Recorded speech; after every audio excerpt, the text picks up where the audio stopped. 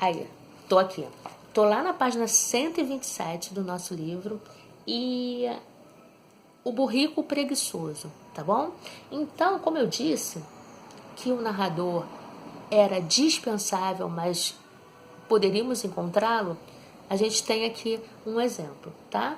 Então, a gente tem a descrição do cenário, né? As personagens aqui em caixa alta, no diálogo, vão nos contar essa história aí, tá? Então, a gente começa assim, ó, pela narração da peça. O lavrador, com a enxada na mão, volta do trabalho e cruza com um vendedor de burricos, puxando um burrico por uma corda. O vendedor de burricos vai falar em caixa alta. Ô, burrico, quem vai querer o burrico? Comprem que tá barato. Avistando o lavrador.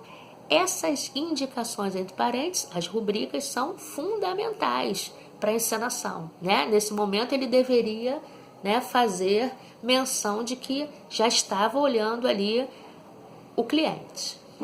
Vai um burrico aí? O lavrador, examinando o burrico, seria esse o comportamento na atuação. É burrico bom? Trabalhador? O vendedor de burricos, da melhor qualidade, puxa arado, puxa carga, com ele não tem tempo ruim. O lavrador, o senhor garante? O vendedor, garanto O vendedor, meio desconfiado, né? Sei não. O vendedor, se ele não for bom de serviço, a gente desfaz o negócio. Fechado? O lavrador, então fechado. E vamos lá, negócio estabelecido, né? Vamos lá. Entra de novo o narrador, nos explicando aí um outro momento. O lavrador tira o dinheiro guardado no chapéu, paga e sai puxando o burrico, enquanto o vendedor permanece contando o dinheiro. Logo, o lavrador está de volta, trazendo o burrico. E o lavrador, vim devolver o bicho e pegar meu dinheiro de volta.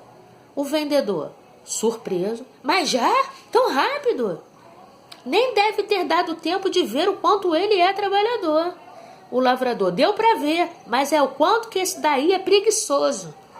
O vendedor, como?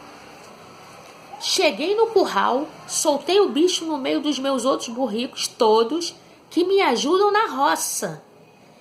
E o que esse daí fez? Foi se deitar ao lado do meu burrico mais imprestável, dorminhoco, comilão e preguiçoso. O burrico espreguiçando-se antes de deitar.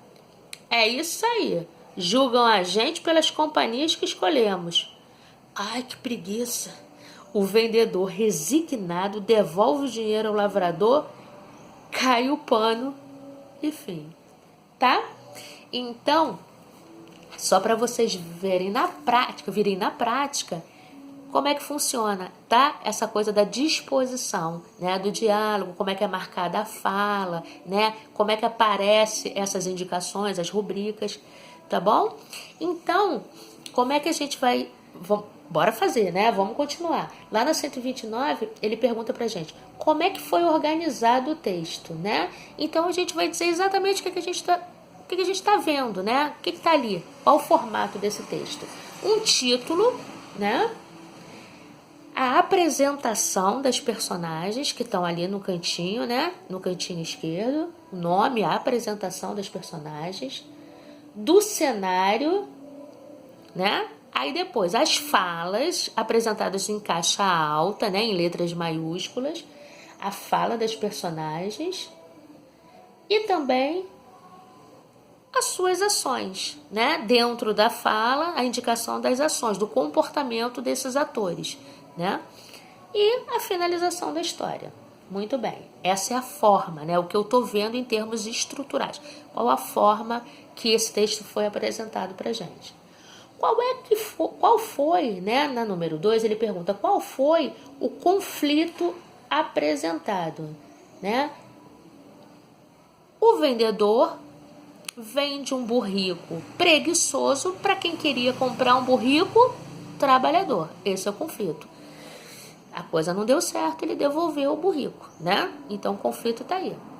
O vendedor de burricos vende um burro preguiçoso para um cliente que queria um burrico trabalhador. Vamos lá, reler as falas na número 3. O narrador. Examinando o burrico. É burrico bom, trabalhador? O lavrador. Meio desconfiado. Sei não. Muito bem. O que ele quer saber? Qual é a função do texto entre parênteses em cada uma dessas falas? Bom, eles estão falando das rubricas, né? Qual é a função, né? Então, a função é orientar os atores, né? Sobre a atuação.